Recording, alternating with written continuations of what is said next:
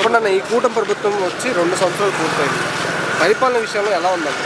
పరిపాలన విషయంలో ఈ అన్నా క్యాంటీన్లు అయితే ఇప్పుడు బయట టిఫిన్ చేయాలంటే వాళ్ళ రోజున రూ. 40 రూ. 50, మధ్యాహ్నం హోటల్లో భోజనం చేయాలంటే రూ. 100. పరిస్థితి ఎలా ఉంది ఈ ప్రభుత్వం వచ్చిన తర్వాత? అభివృద్ధి విషయంలో ఎలా ఉంది? అభివృద్ధి విషయం అయితే బాగానే ఉంది అభివృద్ధి. ముందు ఈ భోజనం పెడతాం అనేది ఒక కుటుంబానికి అయ్యే ఖర్చు అంతా అన్నా క్యాంటీన్ ద్వారానే ఫ్రీగా వస్తుంది.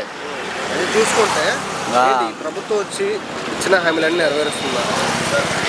ఇచ్చే హామీలన్నీ ఎక్కువ హామీలు మనకు తెలియదు. అలా ఏంటి సార్ గత ప్రభుత్వానికి ఈ ప్రభుత్వానికి తేడా అంటే ఏం చెప్తారు? గత ప్రభుత్వం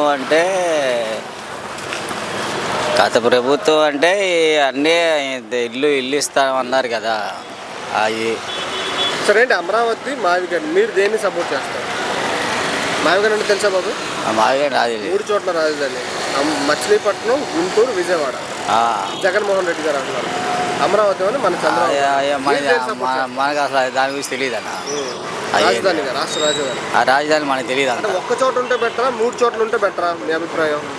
అది ఆర్థిక పరిస్థితి బట్టి ముందుకెళ్తే బాగుంటుంది అంతే. డబ్బులు ఉంటే 3 చోట్ల కాకపోతే 4 చోట్ల పెట్టచ్చు. ఓకే సరే, ఏంటి మరి ఈ ప్రభుత్వం వచ్చిన తర్వాత ఇష్టానుసారం పరిపాలన చేస్తున్నారు, రెడ్ బుక్ రాజ్యాంగం జరుగుతుంది, రాష్ట్రంలో కక్ష సాధింపు రాజకీయాలు జరుగుతున్నారు జగన్మోహన్ రెడ్డి గారు, అది ఎంతవరకు వాస్తవం? కక్ష సాధింపు జరుగుతుంది అది ఏమన్నా అసలు ఏ కార్యక్రమం జరుగుతున్నాయి ఏంటో మనకు తెలియదు అవన్నీ. సరే ఏంటి మరి నెక్స్ట్ మీరు ఏ ప్రభుత్వాన్ని కోరుకుంటున్నారు? ఇదే టీడీపీ కూటమినే. ఓకే.